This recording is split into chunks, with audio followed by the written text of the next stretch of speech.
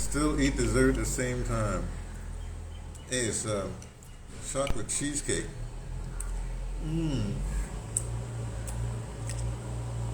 Oh, sorry. Ooh. Hey, Instagram, it's me, T, from the Patterson, second train to bed. Sorry, to focus, sometimes I have to have chocolate. I mean, real, like, dark, see? Dark chocolate. Okay, there's some cheesecake in there too, but that's not the point. Well, this is Tuesday, which means it's a U.S. day. Oh, boy. You know, Tuesday, U.S. day, Wednesday is World Day, Thursday is audio drama day. We're going to talk about audio drama. Come this Thursday, we're going to talk about this audio drama here. Friday is like a wrap up of the weekday. Saturday is whatever comes to my head day. Sunday is, we read, right now reading Tagore, Indian poet, Indian writer, Nobel Peace Prize guy. Not Peace Prize, Prize for Literature. Anyway, reason I have to focus my chocolate right now is because it's U.S. Day. Mondays is me day. It is finished with Mondays, but man, see, it's exhausting. U.S. is exhausting. I really don't want to talk about it. I'd rather stick on Africa, but things are happening. Look, I think we talked about one of the past week. Within the past week, I talked about because the Donald and his crew. How they talking about taking over Greenland, where they something with Norway. They had a protectorate. Somehow they were colonized by one person and whatever. They like an autonomous whatever country landmass. They don't actually not really a look. It's confusing to me. You'll have to look it up yourself.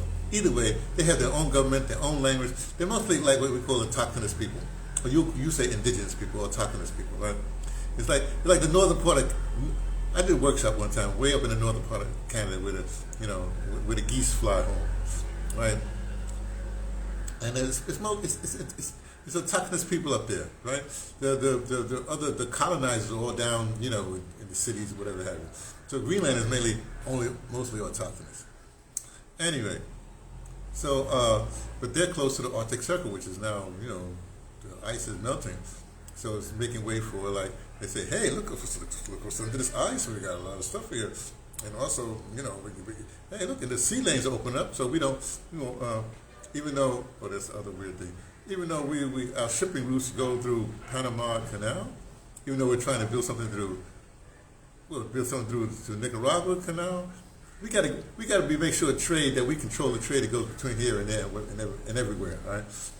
Anyway, so shipping lanes will open up if the United States, and they say when the United States use their military power. They got a couple of bases on Greenland. That's what they do. They say, why do the United States have so many bases all over the world? Oh, it's because that's how they use the excuse. Well, it's national security. Anytime they're ready to colonize something or make a move on something like this, they say, it's in the national security. What's national? Well, we got to protect whatever. The point really is this. Excuse me. That chocolate cake stuck in my throat. This is why I shouldn't eat before I talk to you or whatever. Here's the thing. You are who you surround yourself with. Right? Now, everybody keeps on reading. Okay, let me go back. The United States, the politics of the United States is two different things, right? The people of the United States are worried about what happens with their immediate stuff. Finance, quality of life, all the rest of that stuff. Then there's foreign policy, which is the corporations who run the United States. Forget the rich, the corporations who run the United States. They're interested in the foreign stuff because that's how they get their thing. So the voters who are mainly interested in domestic stuff, they vote on whatever it is. It's popularity contest. See? So what happens if you surround yourself like the Democrats have done with idiots, then nobody wants to be associated with idiots, So, look, I haven't really researched this person, but this Jasmine Crockett person is from Austin, from Texas. Flashy, she code switches and all the rest of that stuff. Okay, that's cute. That wins you the popularity contest. Well, she ain't got no children. I don't know if she got a man. She's classic sort of not too old, not too young, good-looking black woman, and she is sassy and all this stuff. So she does, so she draws attention, and maybe she'll win a popularity contest, may not. Meanwhile, the Republicans, they got J.D. Vance. Now, what they're grooming, the Democrats are grooming a bunch. I don't know who they groom. I guess this is the latest person they're grooming. The Crockett woman, right? No shade on the sister. You do what you do, you girl. Anyway, but meanwhile, they got J.D. Vance up there, hanging with the president. Y'all keep on. I guess they stopped. You all keep talking about Musk and all that stuff, but everybody's missing J.D. Vance. He's being groomed to be the guy. He's in all the important meetings. It's like when you want to groom your next in line. You have them. I live in South Africa. What did Madiba say? How did he learn to do his thing? Because his father always would say he'd go to a meeting with his father because he was of the chief sector or whatever.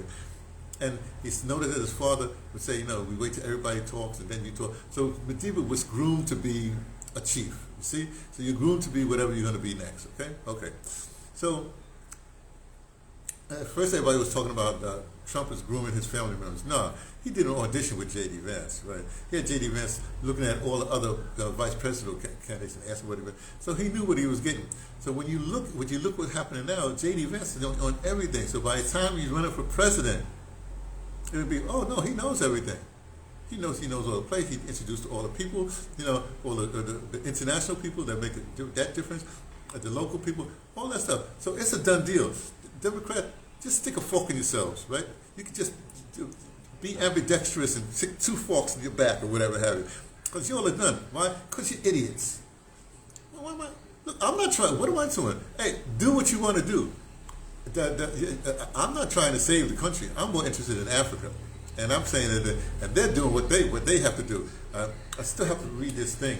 I got it like a whisk. That ECOWAS has given up. They say, well, Seychelles, we can follow you. The African Union, they're going to be persona non grata soon. So it'll be basically it's going to be what Trump can muster versus what the commander in chief Donald J. Trump can muster versus what the commander in chief Ibrahim Traore can muster. The Seychelles versus the United States, or I should say Africa versus the United States. And Africa is going to include the Caribbean, going to include India, it's going to include the diaspora. So us people in the diaspora right now, go for the reparations. That's what you want to do. You want to disrupt the lines in the U.S. as far as the domestic and international lines. And plus there'll be a lot of other stuff, right? Because you are who you surround yourself with. If you, look, I'm a strategic thinker, planner. That's what I do. Because as an audio dramatist, I have to do a lot of research, right? I know it doesn't seem like audio drama, research. I got to do a lot of research because I got characters I got to develop, I got situations I got to put people in, and I got to know what I'm talking about. When they say something, I got to know what to answer. So it's a lot of stuff that goes in there. I had told you all before, and then, like I said in previous posts, that the reason why they want Greenland is because the Arctic Circle, they don't have any really presence. Greenland will be another big thing, and Canada will be a big thing. So they talk about Canada and whatever. So if they get Greenland and Canada and a little bit of Alaska there, then they got a bigger swath there. Because Russia's got a huge swath. And they've been, and Russia's been, and they got all the equipment. They got the icebreakers and everything like that. They got stuff that they're developing and stuff. China's not really in there. China will use the sea lanes. They can get through the sea lanes and be friends with Russian oil and be able to do their ships through there. It's a whole, look, I know you're studying domestic stuff. I got you. Do your thing, but the domestic stuff you have to worry about, just think about reparations. That's your job. The rest of us, we got to think about other things because we live in the world, okay? You are who you surround yourself with. And that's why, okay, now let me just stop there, okay, because this will be too long. So U.S. politics right now, just know there's two realities. There's domestic reality, where they got you all kerfuffled with personalities and people doing idiotic things and stuff like that. And then in the world stage, they got the adults, let's put it that way, doing what they do, okay? doing what they should do whatever's happening. And why does NATO still exist? Oh gosh, anyway, I'm going off again. So let me leave you there, because I don't want to confuse you even more. Remember, U.S. politics is domestic politics, but you ain't got whatever, and you got foreign politics. And Greenland ain't going to want to be part of the United States, because they got their healthcare system, they got their educational system. You become part of the United States, you lose that to what the United States got, which is like a wanting healthcare system and a wanting educational system. That's all I want to say. Talk to you later.